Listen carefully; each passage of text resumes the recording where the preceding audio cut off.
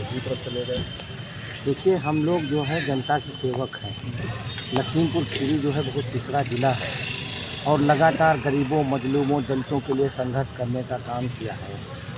तो अब जब बाहर के लोग आएंगे, जो लोग 5 साल यहाँ सेवाएं कर रहे हैं, जो लोग 5 साल से लोगों के बीच में रह रहे हैं, आपने देखा होगा चाहे आपके निघासन थाने का सोनम हत्याकांड हो, वहाँ देखिए किस तरीके से एक अबोध बालिका के साथ दुर्व्यवहार करके उसकी हत्या कर दी जाती है। उस मुद्दे को भी, उसका भी आंदोलन चलाने का काम डॉक्टर आर एस स्वामी ने किया।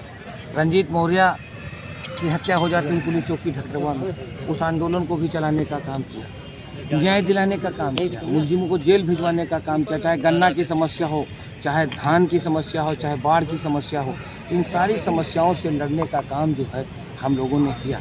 और उसका नतीजा ये निकला कि बाहर से आए हुए लोग, जो भारतीय जनता पार्टी से लोग आ रहे हैं, जो भारतीय जनता पार्टी से बहुजन समाज पार्टी में आ रहे हैं, बहुजन समाज पार्टी से समाजवादी पार्टी में घुस रहे हैं।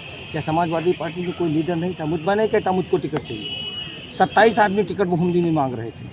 लखीमपुर में निघासन में कम से कम 17-18 लोग टिकट मांग रहे थे। तो एक पैमाना होना चाहिए, एक पैमाना होना चाहिए। हमारे साथ हाजी रियाज अहमद साहब पीलीभीत के जो 6-7 बार के विधायक थे, उनकी डेथ हो गई कोरोना में।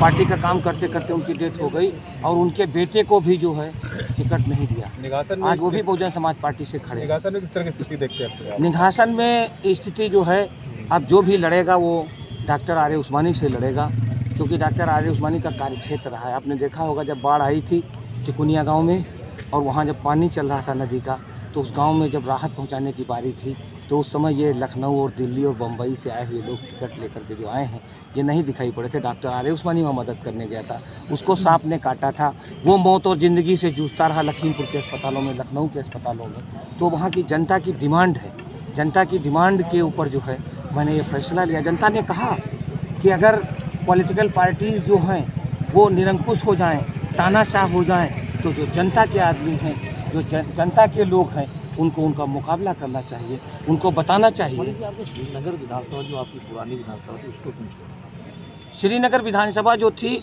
जब मैं एमएलए हुआ तो वो जनरल सीट थी, और 2000 हमारे कार्यकाल में ही वो सुरक्षित सीट हो गई। और सुरक्षित होने के बाद हम निघासन चले गए, और निघासन में जहाँ पे 2009 के लोकसभा के चुनाव में समाजवादी पार्टी को मात्र 17,000 वोट मिले थे, उसको रनर की भूमि, चौथे नंबर की पार्टी को दूसरे नंबर की पार्टी में पहुंचा दिया, सेकंड नंबर पे आए। और उसके बाद जो है, जब 2014 का जो उपचुनाव हुआ, जो उस उपचुनाव में समाजवादी पार्टी की उत्तर प्रदेश में सरकार थी, और जो उपचुनाव होते हैं वो सरकारी चुनाव होते हैं, उसमें सरकार का आदमी चुनाव जीतता है। तो मुझसे कहा गया कि उस्मानी साहब, आप पार्टी के लिए क्या कर दीजिए, बलिदान कर दीजिए, वरना भारतीय जनता पार्टी जीत जाएगी। और हमारा टिकट काट दिया, 2014 में काट दिया, 2017 में